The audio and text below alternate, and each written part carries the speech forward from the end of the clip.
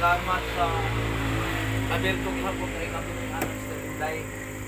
So mga igid may dispensa kay wala may mahibalo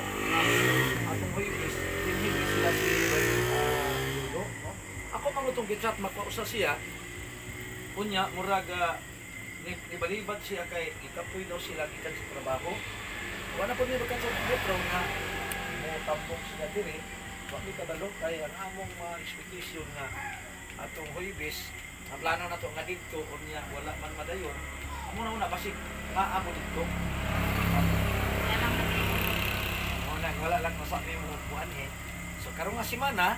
okay na magka sa inyo, ugma sa gabi, wala punta. Latang ng tag Merkules, nya pagkahuibis na pod.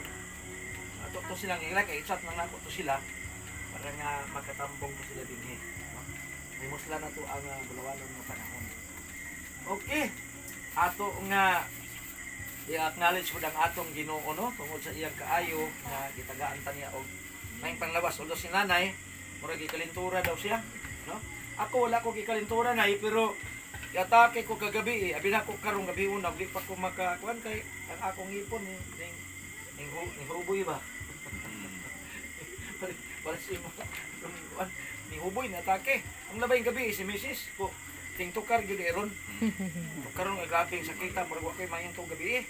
may gani kay naa ko dala-dala nga katong lunas katong nakaayo ra pud in town sa akong kahintang niadto moy akong gilimugmog murag ni wala ni kibra ang sakit pero ang hubag murag pasabtan ako murag akong ba murag kuan pagkinap pag hubag ba pero bahala na lang kay ang sakit niya magnawala na so ingon si Pablo si kadang Korinto gibutangan ako og tunok sa akong lawas aron ako dili magpasigarbo so napoy purpose day ang Dios karon ang atong tun-an mga igsuon mostly ang gipahinungdan gid ini nga topic karon bitagyod nga mga babae sa mga babae gid siya nanay so before ta mo adto sa unahan mangutana ko sa inyo ha kanang gusto lang nako nga i-clarify pa sa inyo ha kanang langga mangutana pa sa inyo ha kana bang kung pananglitan ba ang Dios moingon nga kamong mga babae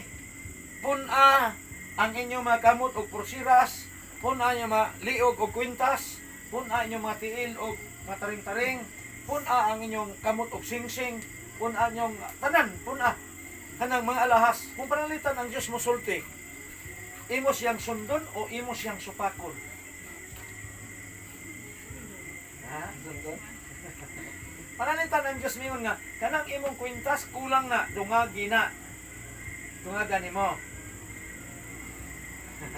pero kung panalitan ang Diyos mingon nga kanang imong kwintas tangtangan na ako lang gini siguro ba kay ako'y Bible study sa Inday sa kinapawan sa una pag abot sa punto nag-Bible study may kabahin ni kay kini usan sa ilhanan sa mga katawhan sa Dios sa mga babae or sa mga lalaki kay napo sa mga lalaki ini pero ang laki ron mahibulong ka kay naa na may nagbukat at ubalis na diba? Man atong sikat kay nga player na analis ilong ang uban ari sa pusod o kay sa Aquino pating dagko adre mo ako'y nabalakan nagtanaw kang mga pating dagko niya pulihok ni ba ni matanggal daunggan ani niya pero ang atong punto ron mao lang ni kung suguon bata sa Dios nga atong dungagan ba nato kung suguon bata sa Dios nga ipatangtangon ba nato salamat kay atong gipaminawan ang Ginoo kaysa kadaghan sa topiko ng atong isgutanan wala nato malakbit na dinhi tungod kay ang atong panahon ipit sa atong nang gingon dito ko sa Occidental 21 ka gabi unang hurot-hurot ang mga topiko nga may isgutan gyud karon kini sa atong panimalay salamat kay ni Ana Gapalayta so mo ni ha kamoy nagsulti ha basta igo ka gyud nako ni basahon kung sa isultis Ginoo maura gini atong